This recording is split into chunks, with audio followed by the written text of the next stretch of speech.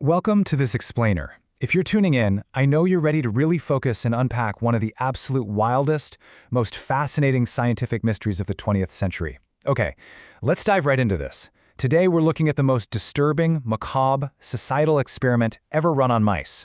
It's a story about a literal perfect world that somehow turned into a complete nightmare. And honestly, the most shocking part?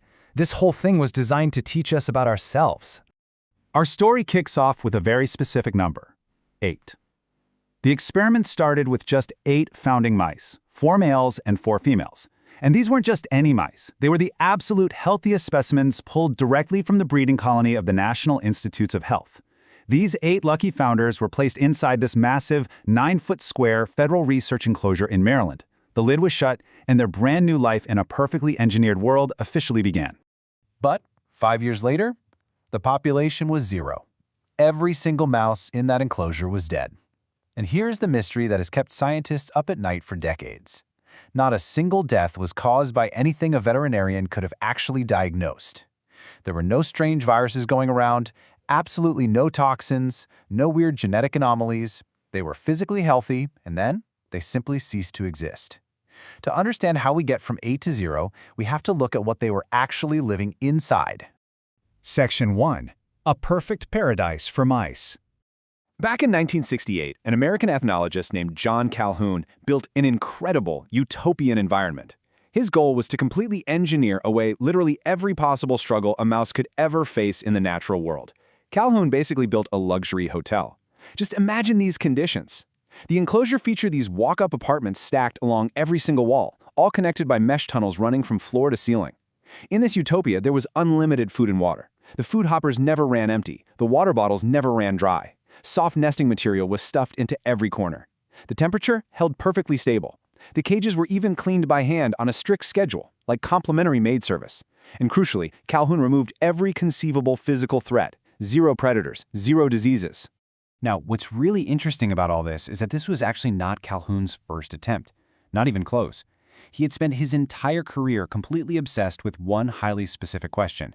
What happens to a society when nothing is hard anymore? He'd been chasing this answer for 2 decades, building 24 previous versions in quarter-acre forests, barn enclosures, you name it. And in every single one of those 24 attempts, he saw the exact same pattern. A massive population explosion, followed by a huge spike in violence, a total distortion of mating behaviors, apathy, and eventual collapse. This 1968 enclosure, famously known as Universe 25, was meant to be the perfect, clean experiment. The final undeniable answer to his question. Section 2. The population explosion.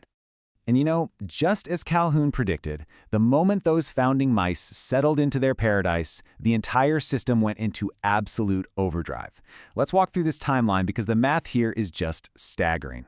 On day 1, we've got our 8 founders. For the first 104 days, things are pretty quiet. The mice are exploring, figuring out where the food is, just settling in. But then, the first linners are born.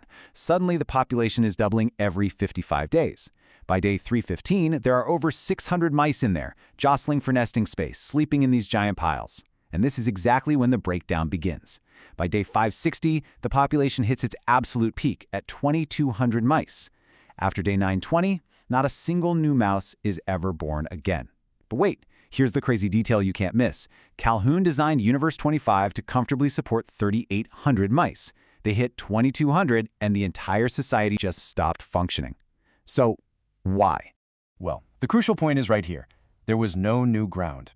In a normal, natural mouse colony out in the wild, when the population grows past what the territory can handle, the surplus mice do something deeply instinctual. They leave. They emigrate. They find new ground to conquer and establish brand new territories. But inside Universe 25, the walls were closed. There was absolutely nowhere to go.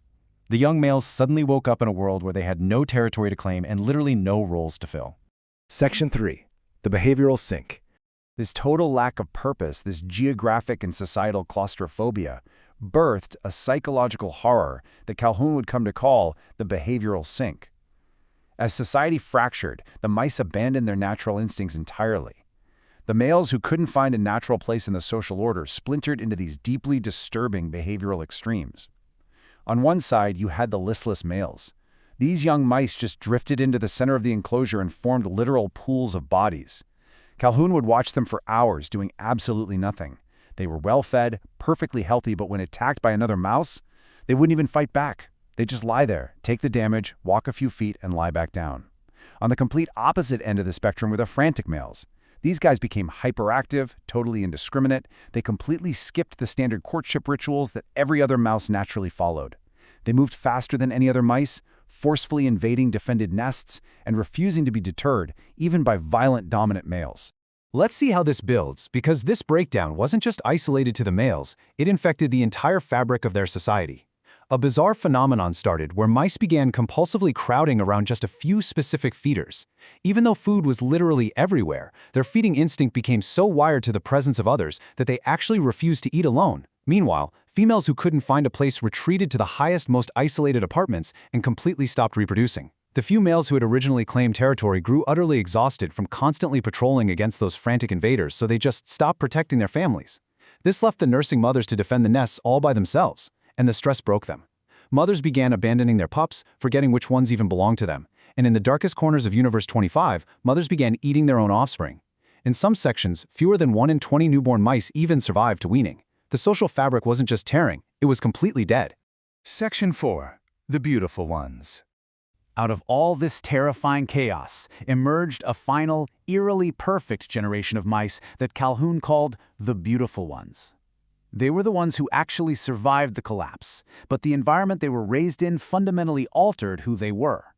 This generation behaved like nothing Calhoun had ever seen in his life. The beautiful ones never fought. They never tried to mate. They never engaged in a single social activity. Literally all they did was eat, sleep, and obsessively groom themselves. Their fur was absolutely pristine because they never got into a single scrap, but internally, they were completely hollow. Their nervous systems had developed inside a world where every single social role was already filled by someone else, raised by mothers who barely cared if they lived or died. They couldn't socialize, so they just opted out of the species. Calhoun described this tragic transformation as the death of the spirit. The death of the spirit happened years before the actual death of their bodies. After the population peaked, the colonies simply aged. The beautiful ones kept grooming, the isolated females stayed hidden, and one by one, they died of old age with zero replacements. On May 23, 1973, the absolute last mouse in Universe 25 died. The physical extinction was complete. But here is the real question we have to ask. What actually caused this? Section 5. What actually killed them? When Calhoun finally published his paper, the world totally latched onto the story. But a massive gap formed between what the public thought happened and what the data actually proved. And this brilliantly illustrates how easily science can be misunderstood. The popular myths spread like wildfire. Urbanists, religious leaders, politicians on every side of every issue, they all weaponized the study. They pointed to the perfectly groomed, quietly extinct mice as proof that comfort kills. They argued that abundance and a life with no struggle is basically a life that destroys itself. But that is a complete misreading of the data. The scientific reality, the truth sitting right there in Calhoun's own paper, was totally different. The food never ran out. The water never ran out. Comfort didn't kill them, it just removed the friction that made being alive feel like something.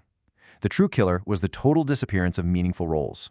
Let's look at John Calhoun's exact words regarding human beings. He wrote, "A similar collapse was not just possible, it was logical, if the number of individuals capable of filling meaningful roles greatly exceeds the number of roles available." The fatal missing ingredient in Universe 25 wasn't a lack of hardship or physical struggle, it was a lack of a reason to participate in the species. When the population grew faster than the supply of meaningful roles the colony could offer, the society collapsed. The fighters had no one to fight, the mothers had no one to help them, and the young grew up with literally nothing to inherit. Section 6. How humans can survive. Now, before you walk away thinking this is just a deeply depressing doom and gloom story, you need to know one more thing. Calhoun himself was actually not a doomer at all. He didn't run these experiments to predict our inevitable downfall. He spent the rest of his career trying to prevent it. He believed that humans could choose differently than the mice did. He believed the answer lay in a concept he called ideational generativity. Okay, that's a long academic phrase, I know, but it's for a beautiful and really simple idea. Calhoun realized that as our physical space contracts, our only way forward is to extend ourselves into conceptual space. We've got to continuously build new ideas, form new networks, and forge completely new meaningful roles that just did not exist before. We have to continually create new reasons to be here. That is how we prevent our own behavioral sink. We can't just rely on the rules of the past, we have to invent the future. The mice in Universe 25 were trapped. They didn't have the capacity to invent new conceptual spaces or create new societal roles out of thin air. They didn't have a choice. But we do. The data from that perfectly designed paradise is still sitting there, a loud warning from 50 years ago. We know exactly what happens when a society runs out of purpose. So, as our own world gets more crowded and our physical frontiers close, what happens next for us? The answer to that is entirely in our hands.